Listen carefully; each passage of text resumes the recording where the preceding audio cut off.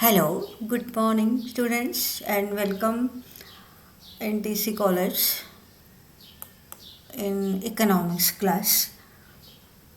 So, till yesterday, we have completed different methods of measurement of national income, and which are very important.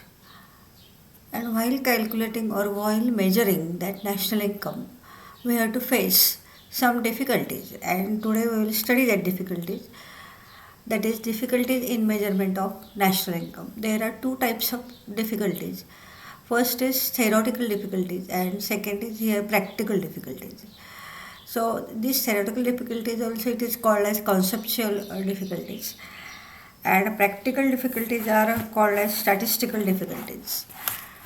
So what are that theoretical difficulties? At first we will study theoretical difficulties from examination point of view as well as from knowledge point of view. These two types of difficulties are very important. Board has asked questions on these difficulties particularly for 5 marks, for 6 marks. That means here it is important. So here what are that theoretical difficulties? First part of the difficulties is theoretical or conceptual. First point of this theoretical difficulties is transfer payments. Already I explained this term, what is meant by transfer payment. That means actually income is not earned. Whatever earned here, that is transferred from one party to another. That is called as a transfer payment. What are the examples of transfer payments? Pension or unemployment allowance. There are examples that are given in your textbook. Actually, this transfer payment should be included in national income or not. Here it is the major problem or major issue, because on one hand they are part of individual income and on another hand they are part of government expenditure. Means somebody's income is somebody's expenditure, that already I told you. So here these transfer payment are not included in national income. Pension or what is meant by pension, that you know. Pension means when here that person becomes retired, whole life here he has given their services to that government office or that private office or that industry, and in old age he is not able to work or his because of physical limitations or mental limitations. Therefore government is giving pension. That means per month here some percentages of his salary is given as a pension. So here that pension, and again nowadays here the government is not allowing when here that employees are working they or started working before 2005, they are getting now here that pension. But now you know here that private pension schemes also are introduced by government.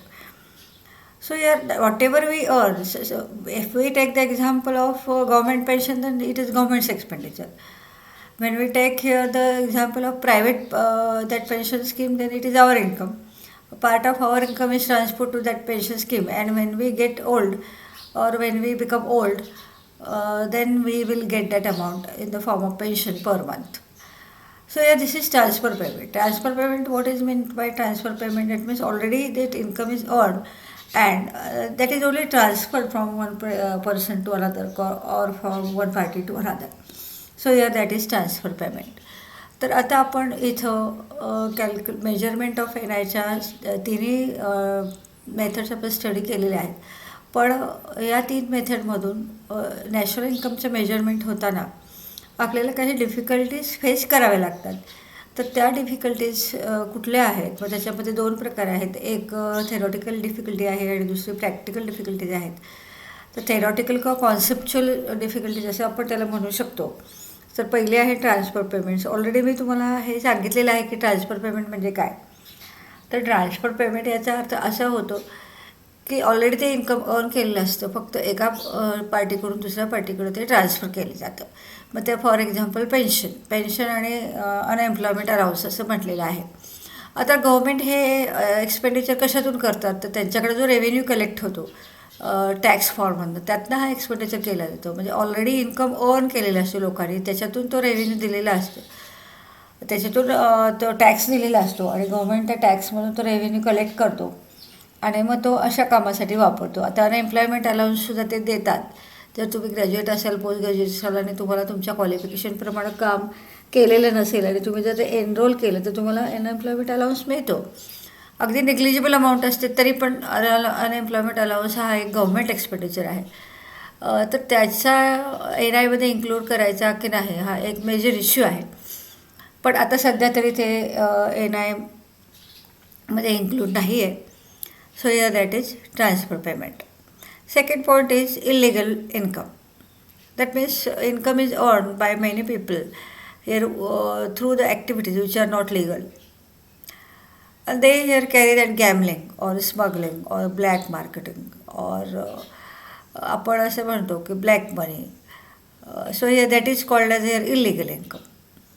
म्हणजे सरकारी नियमात न बसणारं किंवा सोसायटीला harmful असलेल्या सोर्सपासून ते जे income मिळवतात त्याला इलिगल इन्कम असं म्हणतात. त्याच्यामध्ये मग गॅमलिंगचं एक्झाम्पल आहे, त्याच्यानंतर ब्लॅक मार्केटिंग आहे, स्विफ्ट आहे. अशा वेळेस ते इन्कम काही कुणी सांगतं का आम्ही हे इन्कम असं या पद्धतीनं अर्न केलेलं आहे, इलिगली अर्न केलं आहे असं कुणीच सांगत नाही. बाहेरसुद्धा ते ओपन केलं जात नाही लोकांसाठीसुद्धा, तर ते गव्हर्मेंटला कळवायचा प्रश्नच येत नाही. पण ते काही नॅशनल इन्कममध्ये ते इन्क्लूड केलं जात नाही. हे पण असंच आपण म्हणू शकतो ना, ऑलरेडी इन्कम दुसऱ्यांनी अर्न केलेलं असतं तेच इन्कम तुम्ही सेफ्ट थ्रू और किंवा स्मगलिंग किंवा गॅमलिंग. आता गॅमलिंग जर असेल तर ते त्याच्यामध्ये प्रोडक्शन काहीच नसतं आणि लिगली पण त्याला व्हॅलिड नाही आहे. ते मग सरकारने गॅमलिंग करायला परमिशन दिलेली नाही आहे. तर त्या अशा पद्धतीचं जे इन्कम आहे ते नॅशनल इन्कममध्ये इन्क्लूड होत नाही. Next is unpaid services. आता पेड सर्व्हिसेस आणि गुड्सचं व्हॅल्युएशन करायचं असं आपण शिकलो आउटपुट मेथडमध्ये. आउटपुट मेथडमध्ये आपण काय बघितलं की final value of goods and services या दिल्या पाहिजेत, घेतल्या पाहिजेत एन आयमध्ये, आणि तसंच कॅल्क्युलेट केलं जातं किंवा तसंच मेजर केलं जातं आउटपुट मेथडने. गुड्स अँड सर्व्हिसेस प्रोड्यूस झाल्यानंतर त्याची फायनल व्हॅल्यू कन्सिडर करून आपण एन आय ठरवतो. दुसऱ्या मेथडमध्ये इन्कम असतं, तिसऱ्या मेथडमध्ये एक्सपेंडिचर आहे. म्हणजे कुणाचं तरी जेव्हा इन्कम होतं तेव्हा कुणाचं तरी एक्सपेंडिचर असतो. त्याच्यामुळे या दोन पॉईंट ऑफ व्ह्यूमधनं पण त्यांनी ते measurement of N I express केलेलं आहे. तर ह्याच्यामध्ये जे अनपेड सर्व्हिसेस असतात, म्हणजे आता त्याने अनपेड याचे एक्झाम्पल्स कुठले दिलेत, एक्सपेंडिचर डन थ्रू लव, अफेक्शन, मर्सी, सिम्पथी, चॅरिटी. तर अशा पद्धतीचे जे अनपेड सर्व्हिसेस असतात त्याचं काही कॅल्क्युलेशनच होत नाही. समजा एखादा रोटरी क्लब असेल किंवा एखादा नॉन ट्रेडिंग ऑर्गनायझेशन असेल, ते सोसायटीसाठी जर काम करत असेल तर इथं त्याला जे डोनेशन मिळतं तर ते डोनेशन हे त्याचं इन्कम नसतं, पण ते तो स्पेंड करतो. संबडीज इन्कम असतं ते. संबडीज इन्कम तिथं ऑलरेडी नोंदणी झालेली असते, त्यातनंच ते चॅरिटी दिला जातो. त्याच्यामुळे ते एन आयमध्ये परत इन्क्लूड होत नाही. म्हणजे जर तुम्ही एखाद्या धार्मिक स्थळाला देणगी दिली किंवा एखाद्या नॉन ट्रेडिंग ऑर्गनायझेशन, NGO असेल, नॉन गव्हर्मेंट ऑर्गनायझेशन, त्याला जर तुम्ही डोनेट केलं मनी, तर हे अनपेड सर्व्हिसेस आहेत. आणि ह्याच्यामुळं जर तुम्ही नॅशनल इन्कममध्ये इन्क्लूड करू शकत नाही, कारण ऑलरेडी ते इन्कम रजिस्टर्ड झालेलं असतं आणि त्यातूनच तुम्ही ते देता. ह्याच्यामध्ये एक मोठा प्रश्न किंवा एक मेजर इश्यू आहे अनपेड सर्व्हिसेसच्या बाबतीमध्ये, ते म्हणजे तुमच्या आईची सर्व्हिसेस ह्या 24 तास घरामध्ये चालू असतात. तर त्याचं पेमेंट दिलं पाहिजे का नाही दिलं पाहिजे, असे दोन विरोधाभासी ते कॉन्ट्रोवर्सी इथं आपल्याला आढळते. इमोशनली जर बघितलं किंवा सोशल पॉईंट ऑफ व्ह्यूने बघितलं तर आपण कधीच आईला कुठल्याच पद्धतीचं पेमेंट देत नाही. घरामध्ये जे फॅमिली असते त्याच्यामध्ये आईचा रोल हा खूप महत्त्वाचा असतो.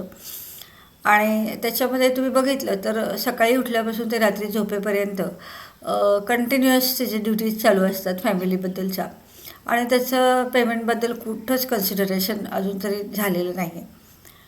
पण इकॉनॉमिक्स आणि अकाउंटच्या पॉईंट ऑफ व्ह्यूने she is providing service. She is providing the service and they should be valued. Even if they are paid or not paid. म्हणजे तिच्या सर्व्हिसेसचं पेमेंट द्या अगर नका देऊ, पण त्याचं व्हॅल्युएशन झालं पाहिजे असे काही लोकांचा आग्रह आहे. तुम्ही जर बघितलं असेल तिने दिलेल्या सर्व्हिसेसचं तुम्ही जर मनी व्हॅल्युएशन काढलं तर त्याची सॅलरी बरीच मोठी होईल. पण ते कधीच म्हणजे आईचं सर्व्हिसेस देण्याचं हे कधीच तिने रिटर्न अपेक्षा ठेवत नाही. फिनान्शियल रिटर्न तर नाहीच नाही. आणि बाकीच्या रिटर्न्सची जरी अपेक्षा ठेवली तर त्या पण may be here they will be here fulfilled or they are not fulfilled. तर इथं हे समाजामध्ये हा इश्यू बऱ्याच वेळा चर्चा केला जातो. अगदी सौंदर्य सम्राज्ञी जे स्पर्धा असतात त्याच्यामध्ये सुद्धा असे वेगवेगळ्या प्रकारचे प्रश्न विचारले जातात. तर त्याच्यामध्ये एकदा एक प्रश्न विचारला गेला होता की तुम्ही सगळ्यात मोठा पगार कुणाचा असेल, तर त्याने सांगितलं होतं की आईचा असते. व्हॅल्युएशन जर करायचं असेल तर सगळ्यात मोठा हा आईचा पगार आहे वगैरे वगैरे. तर हे अनपेड सर्व्हिसेसमधले हे जे मी कशासाठी तुम्हाला एवढं सांगते, तर हा क्वेश्चन विचारला गेलेला आहे आणि त्याच्यामध्ये तुम्ही तुमचं मत सांगून ते NI इन्क्लूड झालं पाहिजे का नाही हे त्याच्यामध्ये तुम्ही कन्क्लुजन दिलं पाहिजे. तर इथं हा एक मोठा मेजर इश्यू आहे आणि त्याच्या दोन्ही बाजूनी त्याचं एक्सप्लेनेशन दिले जाते लोकांकडनं. So main here it is this question will be asked according to your text. You can write here they are not included in national income.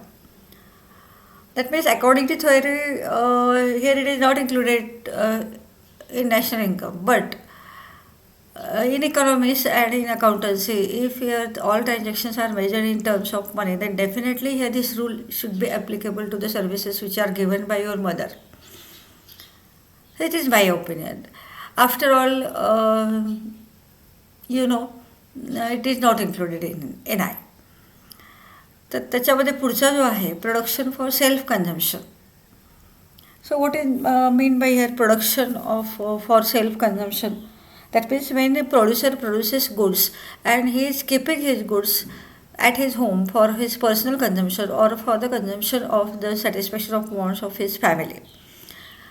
तर ह्याचं मी तुम्हाला सेल्फ कन्झम्पशनचं एक्झाम्पल पण दिलं होतं की एखादा फार्मर असेल आणि तो जर समजा 50 पोती त्यानं प्रोड्यूस केले बॅग्स, क्विंटल्स असं आपण म्हणू. If 50 quintals are produced by him and if he is keeping here 5 quintals for his family or for the consumption of food for the sake of satisfaction of his basic want, then it is not included in an act. शेतकरी असं करतात बघा. Rural एरियामध्ये बऱ्याच वेळा तुम्ही मोठी family असते, जॉईंट फॅमिली असते आणि त्या जॉईंट फॅमिलीची एक बेसिक वॉन्ट्स असते. ते बेसिक वॉन्ट सॅटिस्फाय करण्यासाठी जर तो त्याच्या शेतामध्ये जर धान्य पिकवत असेल तर डेफिनेटली तो सेल्फ कन्झम्पशनसाठी काही त्यातलं काही भाग हा ठेवला जातो. तर त्याचं कॅल्क्युलेशन इथं NI होत नाही. मग दुसरं पण कुठलंही एक्झाम्पल घेतलं तर तुम्ही ते ॲटलिस्ट ड्रॉइंग्स म्हणून का होईना बिझनेसमॅन हे त्याच्यामध्ये कन्सिडरेशन करतात. पण छोटे छोटे बिझनेसेस किंवा फार्मर्स ह्याच्यामध्ये हे वेगळ्या प्रकारचं इथं अकाउंटिंग ठेवलं जात नाही किंवा केलं जात नाही किंवा त्याचं रेकॉर्ड ठेवलं जात नाही. जे NI आपण इन्क्लूड करायला हवं ते NI इन्क्लूड केलं जात नाही. मग तुम्ही बघितलं फेरीवाले असतील किंवा गाडी म्हणजे बाहेर स्नॅक्स सेंटर असतील जे रस्त्यावर असतात, तर त्यांचं ते सेल्फ कन्झम्पशनसाठी काही त्यांनी काढून घेतलं तर ते कुठं देतात, त्यांचं इन्कमची सुद्धा इथं नोंद नसते. तर ते तर खूपच लांब राहिलं. तर अशा पद्धतीनं हे थेरॉटिकल डिफिकल्टीज आपण बघतो आहोत. त्याच्यानंतर आहे बघा पुढचा point, income of foreign firms. आता इन्कम ऑफ फॉरेन फर्म्स हे काय आहे बघा. जेव्हा फॉरेनर्स आपल्या कंट्रीमध्ये येतात आणि इथं ते प्रोडक्शन घेतात आणि इथं ते इन्कम अर्न करतात, तर ते इथल्या NI इन्क्लूड होत नाही. आणि IMFचं रिकमेंडेशन काय आहे? IMF म्हणजे काय? International monetary fund. तर ते काय रिकमेंड करतं? ते असं म्हणतं की जर फॉरेनर्स जे आहे इन्कम ते NI इन्क्लूड करायला पाहिजे असं त्याचं म्हणणं आहे. IMF कोण आहे? इंटरनॅशनल मॉनिटरी फंड हा त्याचा लाँग फॉर्म आहे. आणि हे एक इंटरनॅशनल ऑर्गनायझेशन आहे, फिनान्शियल इन्स्टिट्यूशन आहे, जी सगळ्या कंट्रीजना फिनान्शियल हेल्प करते. जर कंट्रीजना लोन पाहिजे असेल कुठल्याही गव्हर्मेंटला, कुठल्याही कंट्रीच्या गव्हर्मेंटला, तर ते लोन देतं. त्याच्यानंतर सगळ्या प्रकारची फिनान्शियल हेल्प हे फॅसिलिटेट करते IMF. तर त्या IMFचं रिकमेंडेशन हे व्हॅल्युएबल रिकमेंडेशन आहे ॲक्च्युली, पण हे फॉलो नाही होत. पण सध्या तरी ते NIमध्ये इन्क्लूड होत नाही. आता फॉर एक्झाम्पल बारामतीमध्ये तुम्ही जर बघितलं तर बिल्ट पेपरचे जे इंडस्ट्री आहे ती ॲक्च्युली त्याचं ओरिजिन आहे फॉरेनमध्ये. अशा कितीतरी, आता तुम्ही पुणेमध्ये गेलं तर कितीतरी मल्टीनॅशनल कंपनी ज्या आहेत की ज्याचं ओरिजिन हे बाहेरच्या देशामध्ये असतं आणि इथं ते येतात आणि प्रोडक्शन करतात. मग हे ते कितपत ते ॲक्युरेट इथं त्यांचं इन्फॉर्मेशन देतात ह्याच्याबद्दल शंका व्यक्त केली जाते. तर अशा प्रकारे फॉरेनर्सचं आपल्या कंट्रीमध्ये जर प्रोडक्शन वर्क असेल तर ते प्रोडक्शन वर्क करून जे इन्कम अर्न केलं जातं तर ते NIमध्ये इन्क्लूड करायला पाहिजे, असं हे IMFचं रिकमेंडेशन आहे, पण ते इन्क्लूड होत नाही. त्याच्यानंतर हे बघा, व्हॅल्युएशन ऑफ गव्हर्मेंट सर्व्हिसेस. तर व्हॅल्युएशन ऑफ गव्हर्मेंट सर्व्हिसेसमध्ये government provides number of public services such as law and order, defense, public administration, education, health, and the calculation of these services at market price is very difficult, as the real value of these services is not known to us. Therefore, it is difficult to calculate national income. तर इथं जर तुम्ही बघितलं तर government काय काय services provide करतो बघा. आता जे लिस्ट दिलेली आहे तुमच्या टेक्स्टबुकमध्ये, लॉ आहे, ऑर्डर आहे. मग त्याच्यामध्ये लॉ आणि त्याचं पालन करण्यासाठी किंवा त्याचं इम्प्लिमेंटेशन करण्यासाठी तुम्हाला माहिती आहे लॉची सगळी सिस्टम इथं काम करते आणि त्या सगळ्या सिस्टमला गव्हर्मेंट हे पेमेंट करत असतं. पोलीस फोर्स आहे तिथं, परत प्रॉसिक्युटर्स आहेत, म्हणजे वकील आहेत जे त्या कोर्टामध्ये काम करतात. म्हणजे हे जे कोर्टवर त्याचं एक्सपेंडिचर खर्च होतो, त्याच्यानंतर पोलीस फोर्सवर त्याचा एक्सपेंडिचर होतो गव्हर्मेंटचा. त्याच्यानंतर रेल्वे सर्व्हिसेस सगळी गव्हर्मेंटचीच आहेत. त्याच्यानंतर डिफेन्स सर्व्हिसेस आहेत आणि अशा प्रकारच्या वेगवेगळ्या सर्व्हिसेस आपण कालच्या पिरियडमध्ये आपण बघितल्या की गव्हर्मेंट कशावर एक्सपेंडिचर करतं. ह्याचं मी तुम्हाला विथ एक्झाम्पल इथं एक्सप्लेनेशन काल दिलं होतं, ते पुन्हा एकदा ऐका, म्हणजे तुम्हाला या पॉईंटच्या संदर्भामध्ये त्याचं थिंकिंग करता येईल. तर हे व्हॅल्युएशन करताना ह्याची ओरिजिनल व्हॅल्यू माहीतच नसते. आता बघा, डिफेन्सवर जेव्हा एक्सपेंडिचर होतो तेव्हा त्या एअरक्राफ्टची एक असे वेगमध्ये व्हॅल्युएशन दिलं जातं, पण त्याच्या अगोदर झालेलं एक्सपेंडिचर, नंतर होणारं एक्सपेंडिचर, ते चालवणारे पायलट आहेत त्यांना दिलं जाणार आहे, ह्याचं एक परफेक्ट व्हॅल्युएशन होत नाही.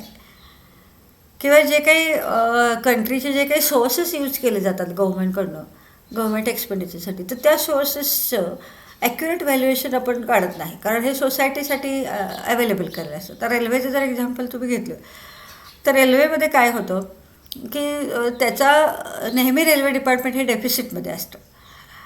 म्हणजे डेफिसिटमध्ये असतं म्हणजे काय असतं, तर त्याचा एक्सपेंडिचर जास्त आणि इन्कम कमी असतं. रेल्वे कशासाठी तिथं त्याने गव्हर्मेंटने अंडरटेक केले आहे, to facility service to all people. म्हणजे अगदी छोट्यातल्या छोट्या डोमेस्टिक एरियामध्ये किंवा अगदी रिमोट एरियामध्ये सुद्धा ह्या रेल्वे सर्व्हिसेस जॉग्राफिकल डिफिकल्टीला ओव्हरकम करून सुद्धा सर्व्हिसेस देतात आणि ॲट रिजनेबल रेट्स. ते एक व्हेरी इम्पॉर्टंट आहे. म्हणजे सर्वसामान्य माणसाला अफोर्डेबल होतील त्याच्या प्राइसेस, अशाच प्राइसेस ठेवल्या जातात. ॲक्च्युली ह्या प्राइसेसमध्ये रेल्वे चालवणं गव्हर्मेंटला खरं तर खूप एक्सपेन्सिव्ह आहे.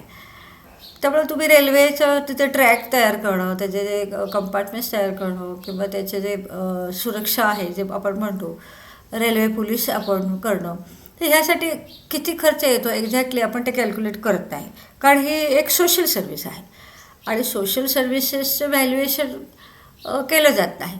मग गव्हर्मेंटला ते किती खर्च आला तरी गव्हर्मेंट ते सर्व्हिसेस प्रोव्हाइडच करतात आणि त्याच्यापासून गव्हर्मेंटला अगदी नेग्लिजिबल अमाऊंट मिळते. जर अगदीच तुम्ही एक्झाम्पल घेतलं तर इथून पुण्याला जायचं, तुम्ही जर तुमचं पर्सनल व्हेकल जर वापरलं तर ₹2000 एक्सपेंडिचर येतो.